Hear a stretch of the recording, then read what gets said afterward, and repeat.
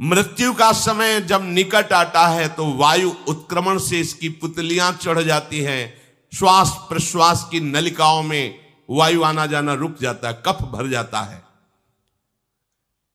अब इसे श्वास लेने में भयानक कष्ट होता है, कंठ में घुरघुराहट, पर उसका मोह उन्हीं अपने बच्चे परिवार घर शब्द ये सब छूट जाएगा। बड़ी दुर्गति है। अंतिम समय क्या सोच रहा है, ये पत्नी छूट जाएगी, बेटे छूट जाए, और बेटों ने क्या उनके साथ व्यवहार किया, ये मोह है।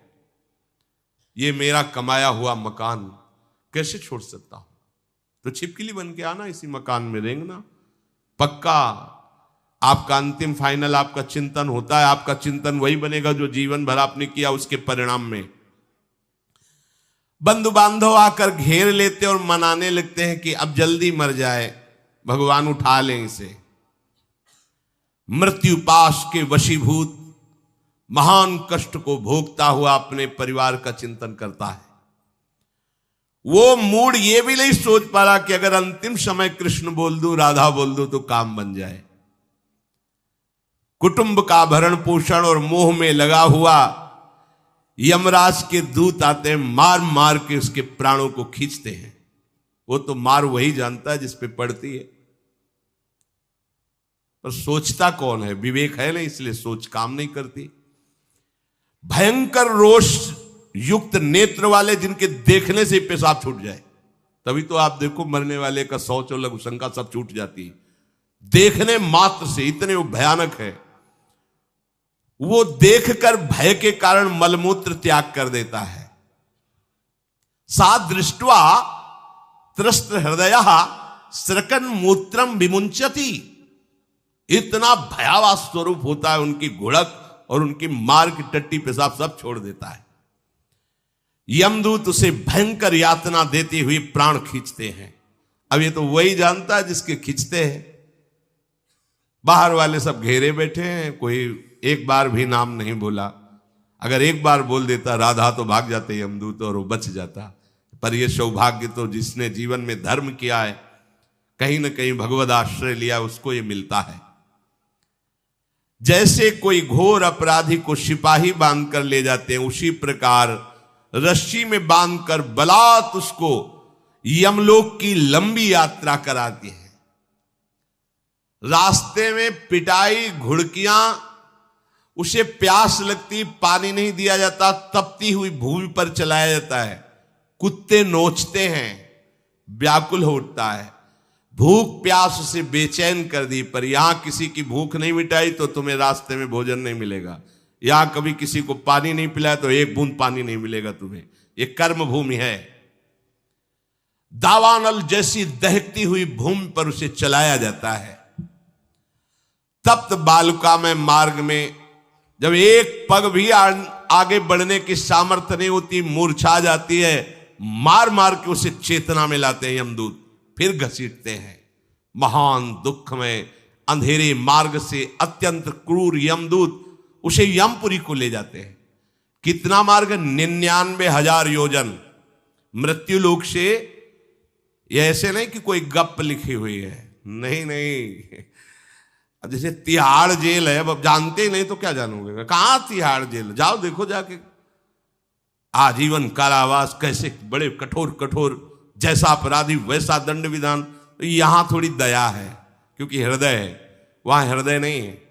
वहां हृदयहीन शासक तुम्हारे पीछे लगाए जाएंगे। हृदय ही नहीं है, बस एक एक कर्म का हिसाब।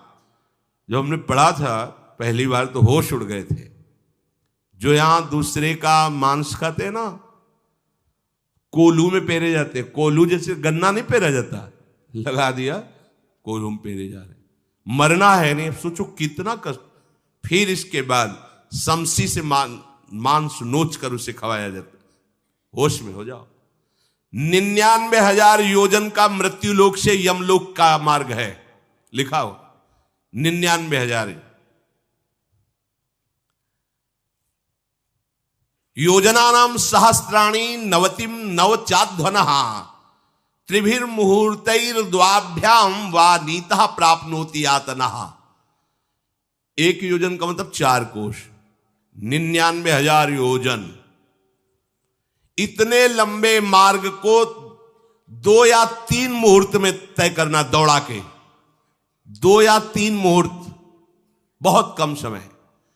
फिर वहां पहले से तय, इसको इस नरक में डालो, इसको इस नरक में। वहां इतना समय, थोड़ी भीड़ लगी है। जैसे अपने एक फोड़ा हुआ तो अपने इतने कष्ट समझते, अस्पताल जाओ देखो चीख लगी, किसी का पैर टूटा, किसी कुछ, ऐसे ही वहां सब हिसाब हो रहा है। उसको धधकती हुई लकड़ियों में जलाया जाता है, कहीं दूसरों के द्वारा काट काट कर उसको उसका ही मांस खिलाया जाता है। यमपुरी के कुत्तों के भयानक दांत होते हैं, जिंदा, अब मरना है नहीं वहां। भयानक गिद्धों के द्वारा आते खींची जाती है। यहां सांप बिच्छू डांस जिसको मारा है, वहां भयंकर रूप रखकर उसका खून पीते हैं। हिसाब है बहुत होश में। यहां तुम किसी के शरीर को काट दो तो मर जाएगा, वहां ऐसा नहीं होता। वहां बार बार काटा जाएगा, मरोगे नहीं, पीड़ा वैसे ही होगी। बड़े भयानक कष्टों को भोगता है। तामिस्त, अंध तामिस्त, रौरव आदि नरकों को भोगता है। हे माता, भगवान कपिल देव जी कहते हैं, जो पुण्य आत्मा लोग होते हैं स्वर्ग आदि में जाकर पुण्य भोगते हैं, लेकिन दोनों को फिर गिरना होता है, क्योंकि वो भगवान का भजन नहीं किए, इसलिए पुण्य भोग कर मृत्यु लोक आते हैं, वो पाप भोग कर नरक से मृत्यु लोक आते हैं। माता जब उनके भोग संपन्न होते हैं नरक आदि के, अब वो जन्म लेते हैं फिर यहां। ध्यान से सुनना, जब जीव को मनुष्य शरीर में जन्म लेना होता है तो प्रकृति में वर्षा के साथ आता है। प्रकृति में वर्षा के साथ आया, और फसल में मूली, गाजर, गेहूं, अन्न, इनमें वो जीव प्रवेश करता है, और उसे माता पिता दोनों पाते हैं। तो सप्तम धातु वीर के रूप में परिणित होता है जीव।